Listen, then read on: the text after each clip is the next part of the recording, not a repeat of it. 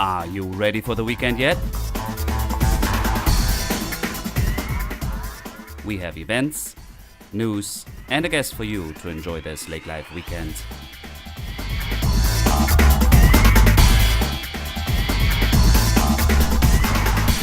Hello and welcome to another episode of Lake Life Weekend Podcast. It's weekend 19 approaching and it is fishing opener.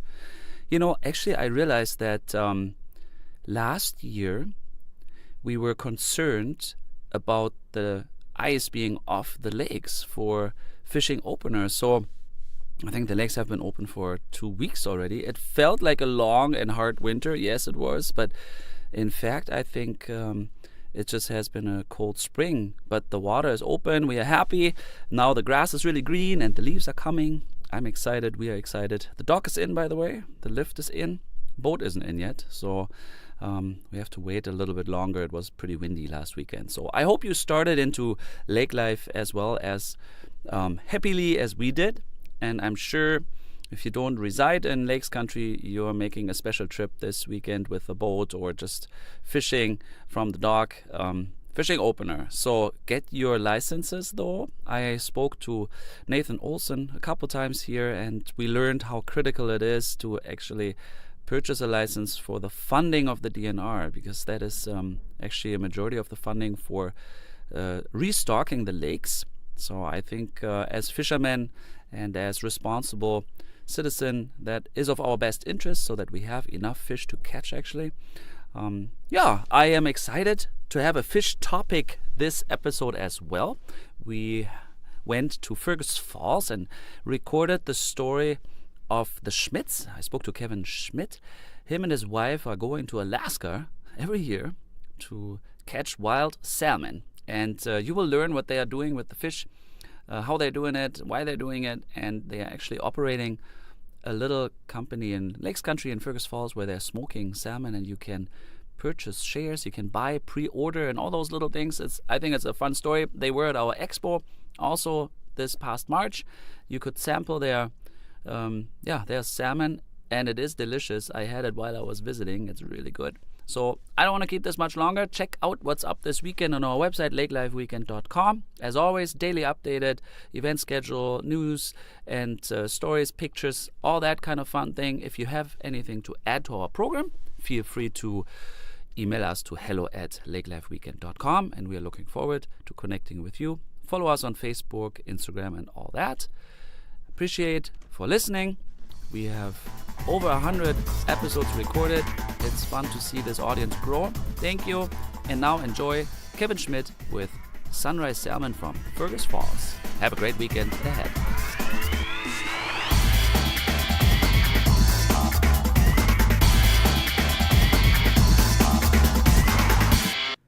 Welcome to our interview part of the Lake Life Weekend podcast. We are off-site. We're in Fergus Falls. I'm here with Kevin Schmidt. Hi, Kevin. Hello. And we will talk about the company he has built with his wife, Stephanie, Sunrise Salmon. And he will tell us about his idea, how they came up, where they catch the salmon, and all those things. But before we dive into the product and the company, tell us a little bit more about yourself. Who's Kevin? Who's Stephanie? Where are you from? And what made you become a salmon fisherman and smoker? Sure. Yeah, I guess my wife and I, were born and raised here in Fergus Falls. We grew up here and lived here our whole lives, I guess. We got married, about 10 years ago now, and I've been salmon fishing ever since I met her. And about 4 years ago, we thought we'd start direct marketing our own catch, and instead of just selling it straight up there, we then have gotten into smoking our own and doing a lot more with our own products. Hold it, if you may. So it's a passion that became a business because is that your full-time job? Like, what's your background before you made fishing your enterprise? Sure. I guess I went to school for carpentry. Okay. This was kind of a summer thing introduced to my brother, actually, to start out. And he went up one summer, and then he thought it was great, so he brought me up the next summer. And ever since then, I guess I've been going up and just kind of turning it into a full-time job. It was always a job, I guess. It wasn't just for a fishing week or anything. It was, to commercially fish salmon. So you went on a fishing trip to Alaska, inspired by your brother, but not the romantic with the rod. So Right. you went on a boat, on a big boat with a net. Yep, we used gill nets to catch the fish, not rod and reel. We do a form called set net, so we're right offshore. It's not necessarily a big boat, about a 23-foot boat, and we just catch the fish and pick them out of the net And bring them down here. and bring them home. Yeah. Yeah, that sounds a little bit too easy. So, so now you were a carpenter and you got married and you had a job, and you enjoyed salmon fishing, but it was already commercial with a boat. And then you decided, hey, you discussed with your wife, I assume, should we make this our thing?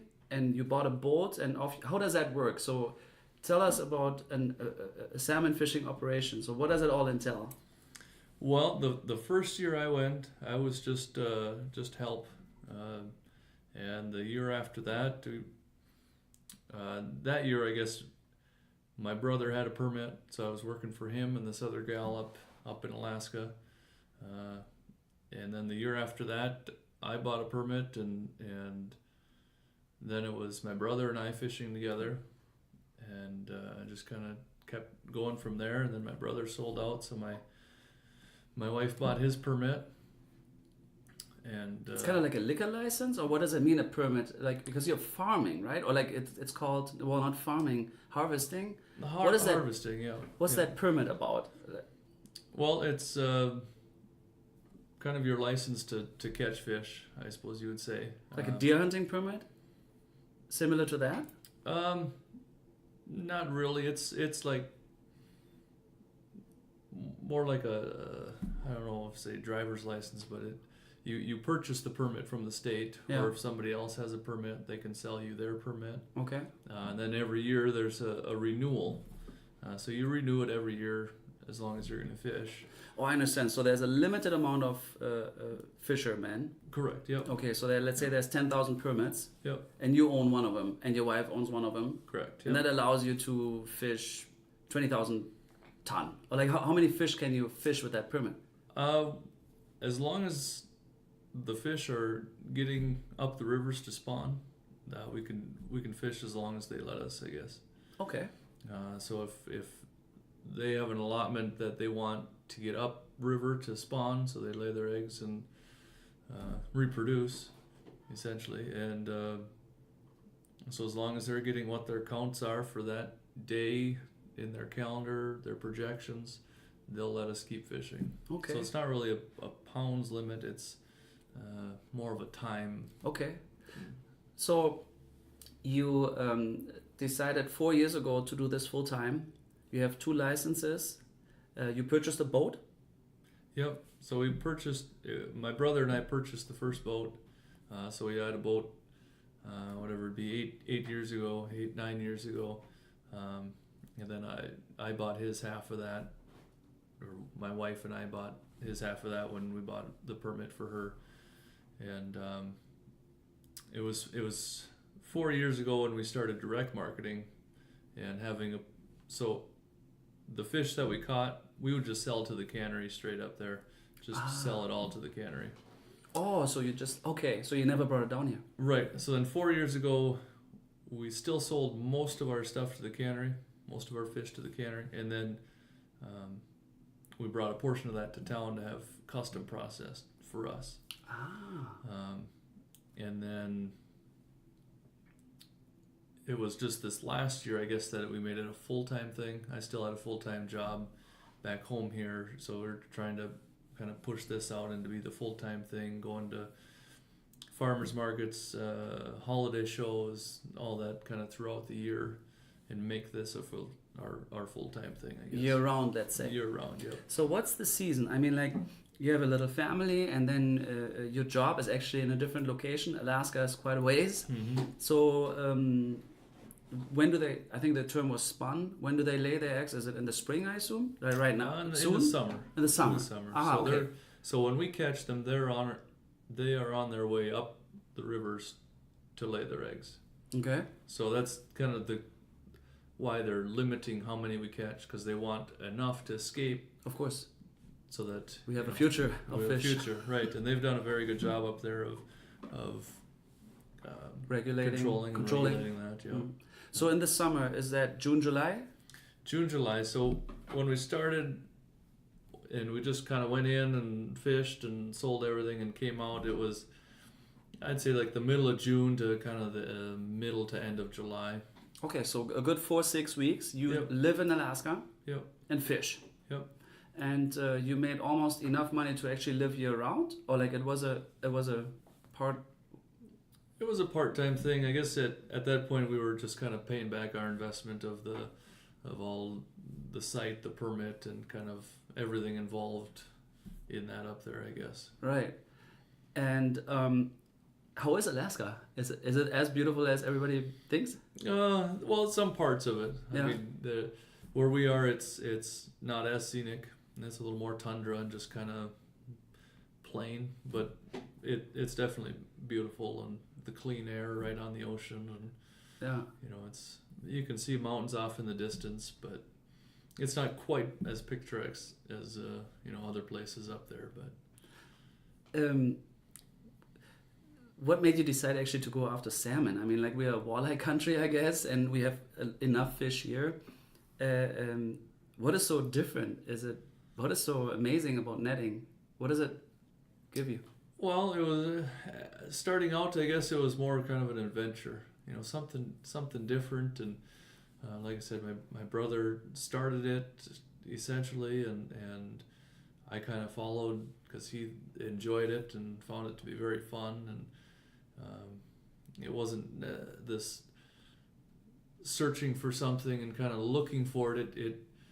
It kind of just kind of presented itself to us, Mm-hmm. I guess you would say. And it's been good, and it's fun, and so I just Keep doing it. keep doing it, right? So now and then, you were able to sell it to the cannery. Let's say your catch. What's your average catch? 3 ton, 4 ton, 5 ton? Probably like average, probably like 35,000 pounds. 35,000 pounds in the whole 4 weeks, Yep. and that's almost 2 ton. Oh, 35. 35,000, so it'd be Oh. like Holy buckets. 15, 16 ton. Oh yeah, okay. Or 16 17 ton. and a half. Yeah, yeah. Whatever. Okay, that's a lot of fish. Mhm. And that you sold to the cannery right away. Yep.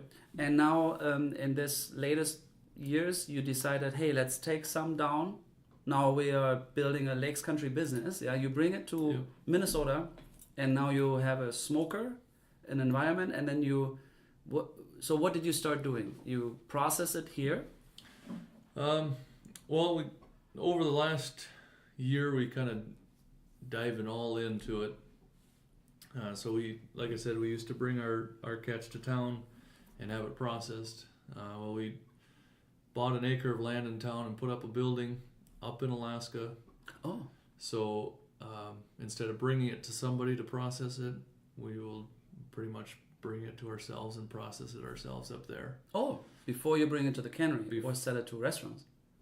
before we bring it back home here. Ah, okay.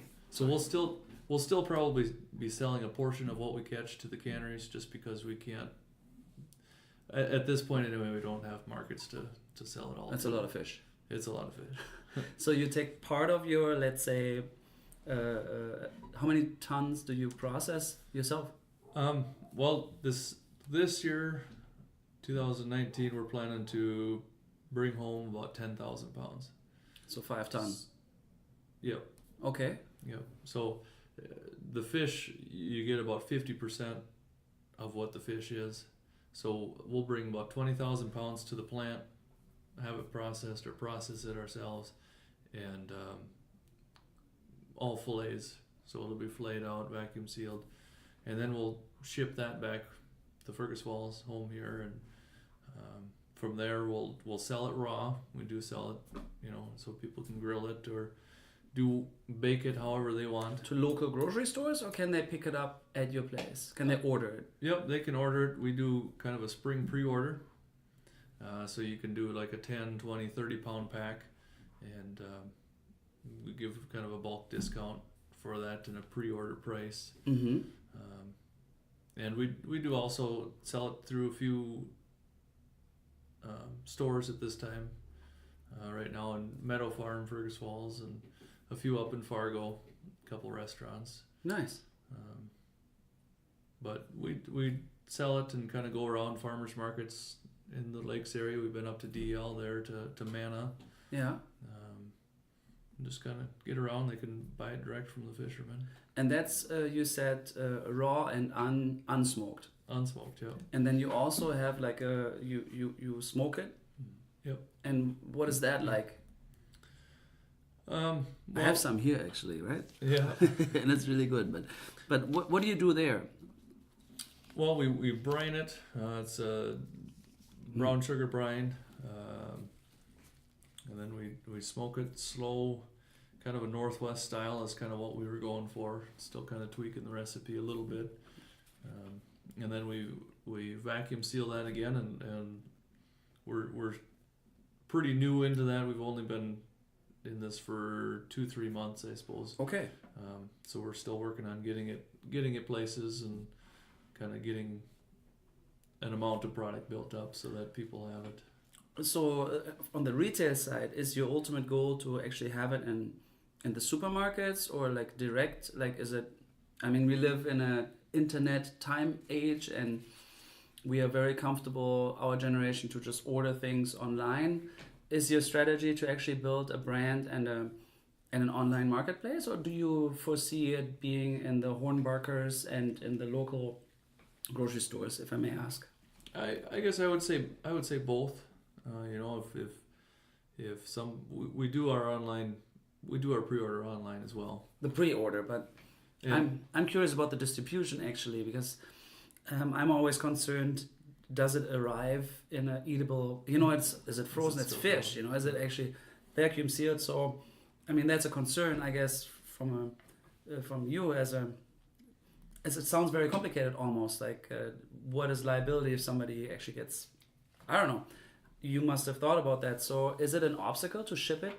That has probably been one of our biggest obstacles as far as getting it to people is being able to ship it or drive it to them. It obviously takes time, but Speedy here in town is kind of a regional delivery service. They very reasonably priced, I think, and next day.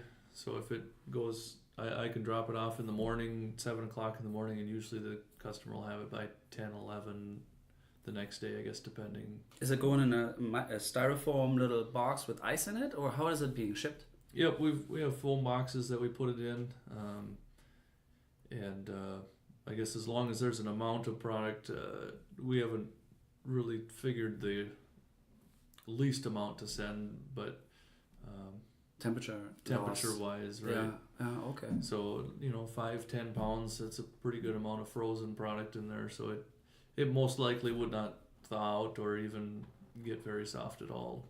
Can you refreeze it right away? Is that okay? Like, or is it meant to be like, hey, now you order it kind of on a Wednesday to have it on Friday to eat no later than Saturday on the grill? I'm just curious how is, because we consume, you have to know, right? When do I order it? How does that work?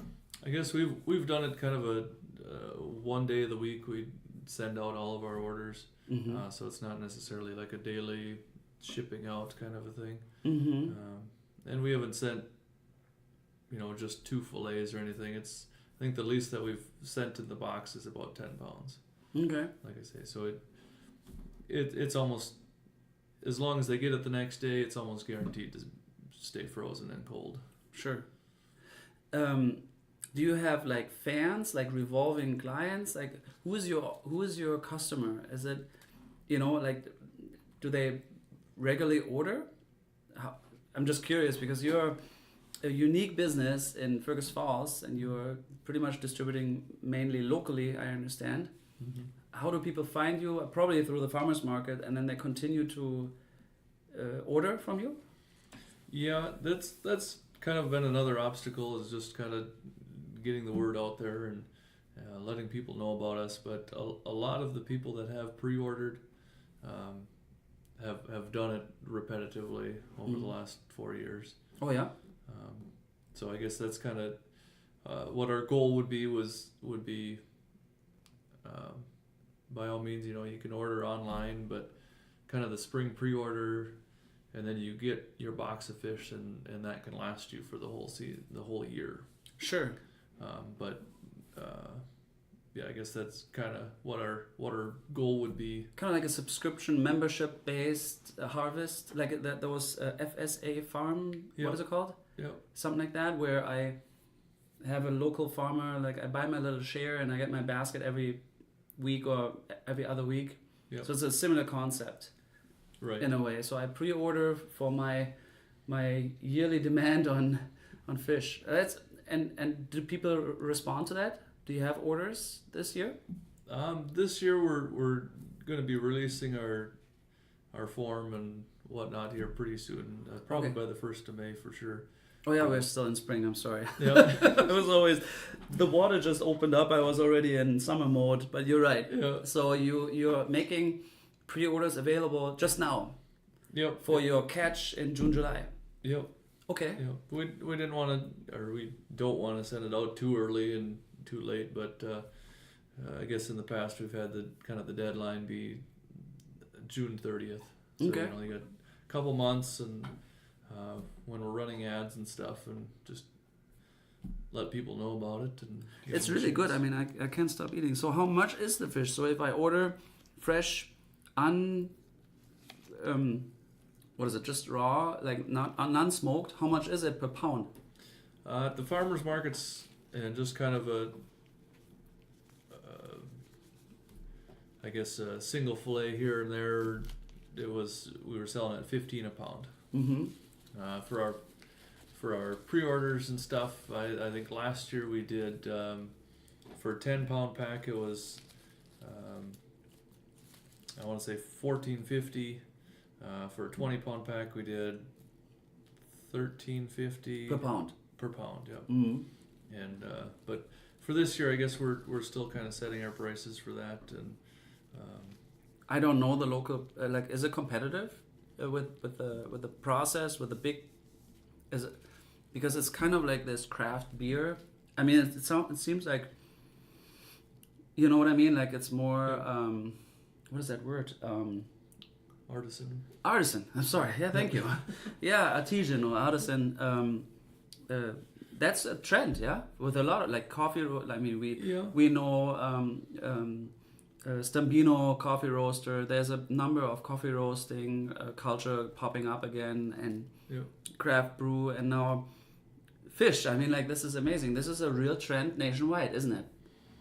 There's a few people that we know of, or other companies, I suppose you'd say, that are selling it in the cities and kind of trying to do similar to what we're doing, and we kind of feed back and forth on ways of reaching the public, I suppose. But I guess locally here we haven't really found too many people that do fish, but do like fish, right? No, you exactly, but you're adding to the culture right now. I'm sorry, I'm eating. It's so good. No, that's all right. So you're adding to the mix of that's what I meant. We have the coffees, we have the beers, we have liquors like spirits. Now we have the fish, and I think people are willing to pay the handmade, locally made extra dollar, I guess, if it's not cheaper. We are not necessarily cheaper than the mass-produced fillets, right? Right. But yeah.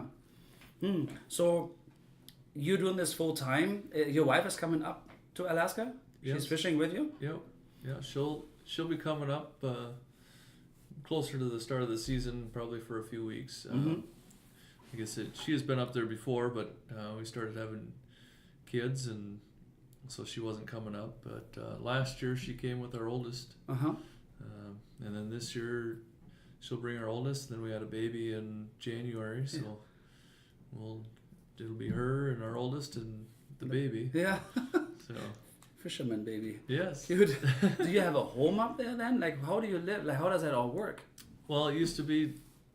Well, still it is right now, I guess. But just a cabin on the beach. Okay. It's just a plywood box, no running water, no electricity. Okay. So just kind of Rustic? roughing it, camping. Right. So it's a mixture of adventure, vacation, and work. Yeah. Oh, that is really unique. That's really idyllic.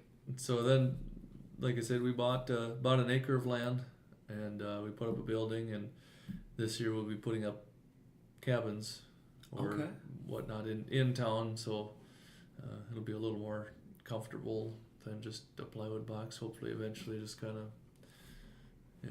make it nicer every year a little bit. But how big is the community where you are located there?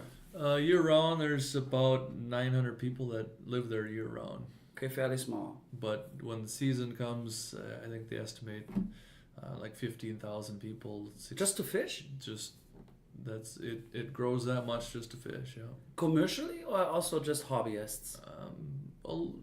A small portion of that would be hobbyists, but for the most part, it would be commercially. So this is, you are fishing where we all get our wildly caught salmon from. Like if it's Alaska's wildly caught, that's the place. That's one of the biggest. Yeah. Okay. Yeah.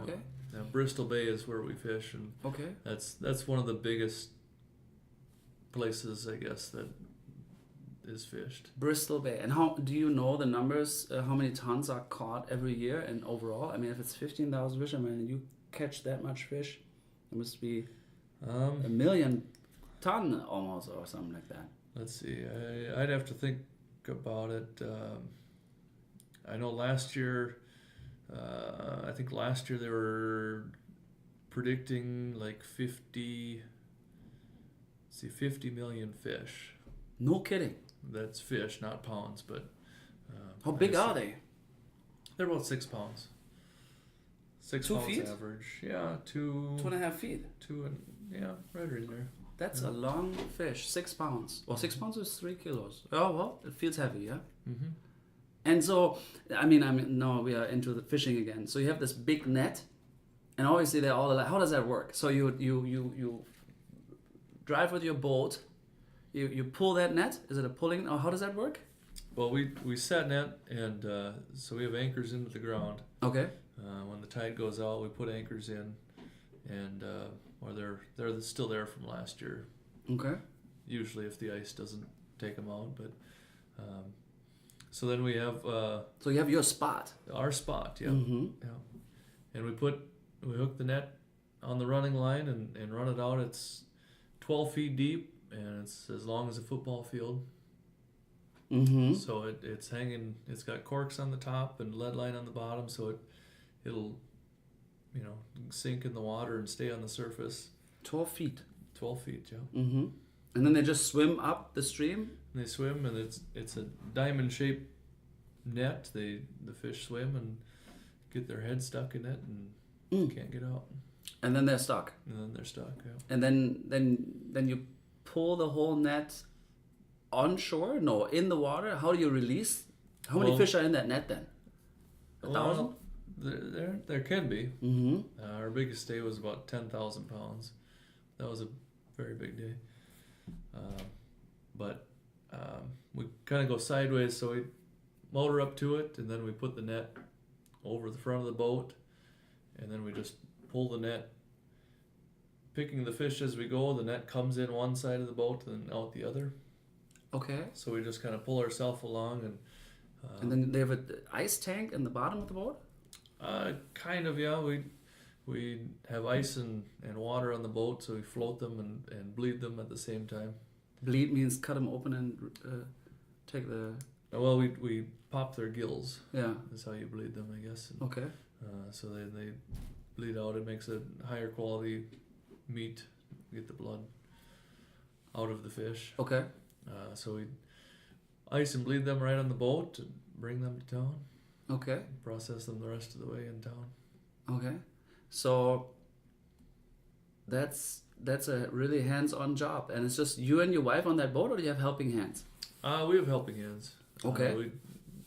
We've just about always brought two guys up or two people up to help. So it's a 4-man crew on that boat per catch? Three. Sometimes my wife would come out and sometimes not, I guess. It kind of depended on the day. And you said 23-foot boat? Yep. That's not really long. That's like 7-8 meters. It's what I say, I guess, is kind of a glorified Lund fishing boat back home here. Just a little bit bigger probably. But I just cannot picture 10,000 fish in that body. Or do you have to go multiple times then? We would have delivered a couple times. So okay. All that, yeah. No, I don't know. We maybe would have held 25 to 3,000 pounds, I guess. 2,500 to 3,000. Per trip? Yeah. Okay. Yeah. And then is it like it's like in a movie, yeah? So you go onto shore and then you have to bring them out and then they slide into, like, how far is it from the harbor to the processing area? I guess it's kind of a whole another thing up there, but with the tides, there's 2 tides a day, and the tide is like a 20-foot tide, or 20 foot up down. Yeah. Oh wow. I suppose average you'd say 15, but so the water will come up and then the water will go down. So when the water's on its way down, we'll just put our boat right on the beach, and then we can back the pickup right up to it. Really? And then we have a little trailer that we hook up to the boat, and then we can put the boat right back in the water. So it's fairly easy, or easier than trying to carry all the fish in from the boat and keeping the boat wet. And so you let it rest on the sand beach. Yep, you let it go dry. You let it go dry, and is it a flat bottom then? Flat bottom. Yeah. Okay, so it just rests there. Yeah. Okay, what kind of motorization does it have? Like, is it just outboard motors then? Motor, yeah. One? Yeah, just one. Yeah. Oh really? Okay. There's a few people up there that have some big 150s, a couple of them, but I guess we haven't found a need for it. But. Okay. Huh. And then you bring it into your trailer, and then you bring it to the plant right away, or processing area. Yep. Okay. Processed right away. And then what time of the day is it? Like, is it early? Is it all day long? Early in the morning? As long as they let us fish, we'll be fishing. So we could be, one day we could be bringing the fish to town at 6 o'clock in the morning, and the next day it could be noon. It just kind of all depends. With the tides, they're an hour. Every day they're an hour later. Okay. So it's almost essentially kind of a revolving schedule. So really. So if they're letting us fish 24 hours a day, one day if we're picking when the tide's going out, the next day it'd probably be roughly an hour later than the day before. Sure. So it kind of, in a weird way, it's a revolving schedule kind of. So every day could be different. So they say like, oh, we don't have enough fish up in the stream, so today you can only fish for 2 hours because we need to let enough fish go through. Mm-hmm. Well, typically they have like a 7-hour opening, so it'd be like when the tide's coming in through high water, and then when the tide's going out. So there's been many days that we don't fish at all because they're waiting for the fish, because they're not quite there yet, or they're just waiting for their numbers. Okay, and it's posted every day on a bulletin board or online nowadays.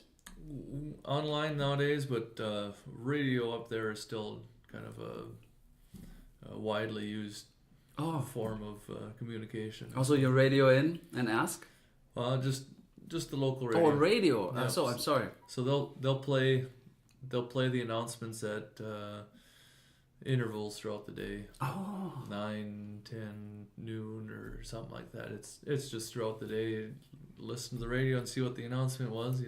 It's like it's its own little microcosmos. Yeah, like it's its own little world. It kind of, yeah. Interesting. Yeah.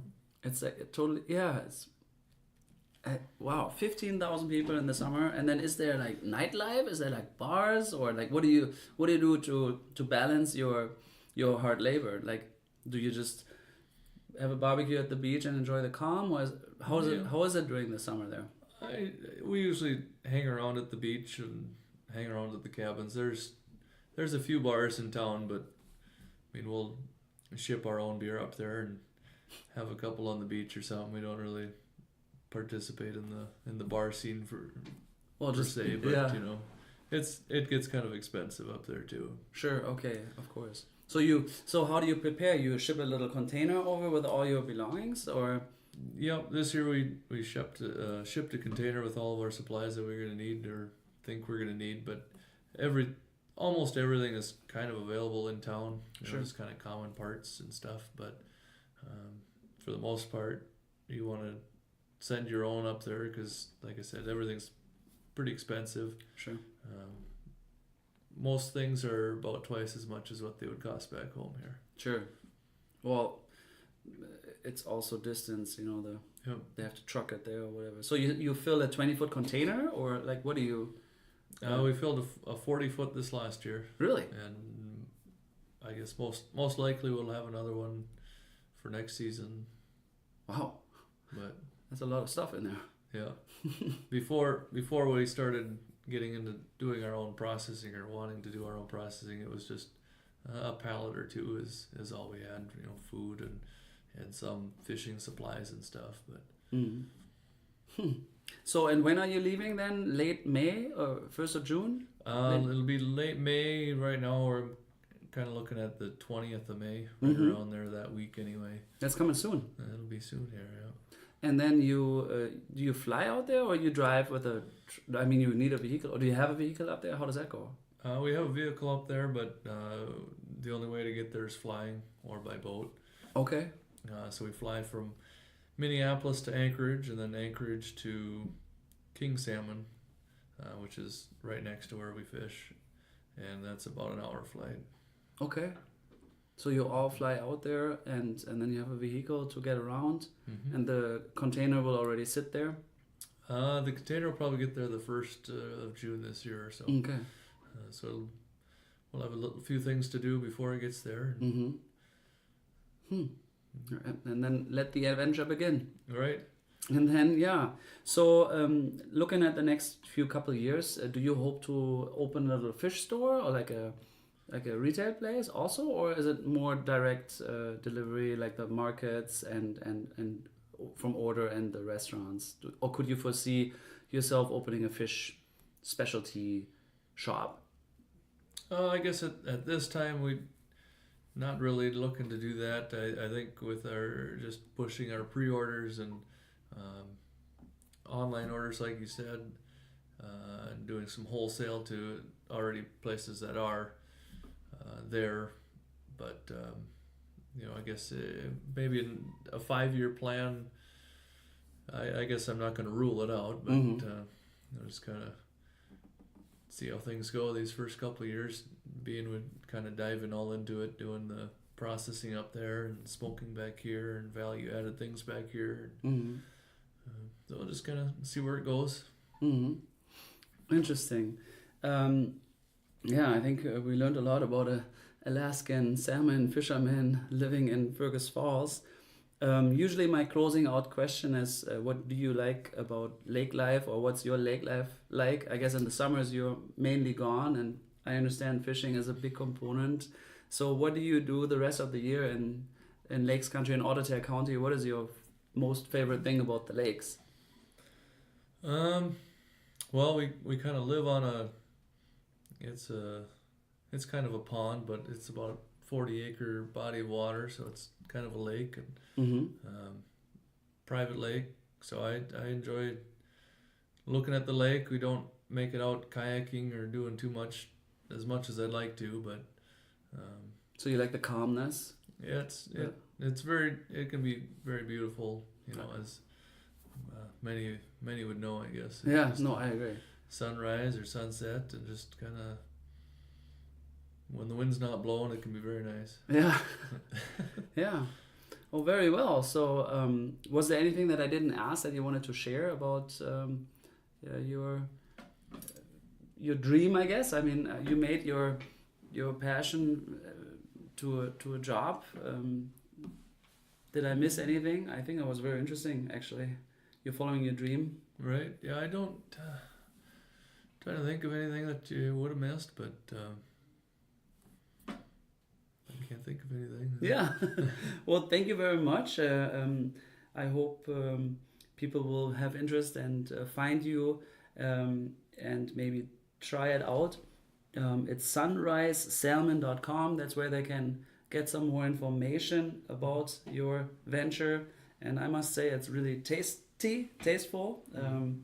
I hope to see more and maybe find more in Detroit Lakes at the a co-op there. You said that's where you deliver to. Yeah, we've been there, and now we're just getting into the Red River Market in Fargo. Oh, nice. And we've been down to Alec, the co-op down there, In Alexandria. Yeah. And so just kind of branching out and trying to get places more wholesale and, like I say, pre-order. And Yeah. Well, thank you very much, Kevin. Have a wonderful day and weekend ahead. You too. Thank you. Thanks.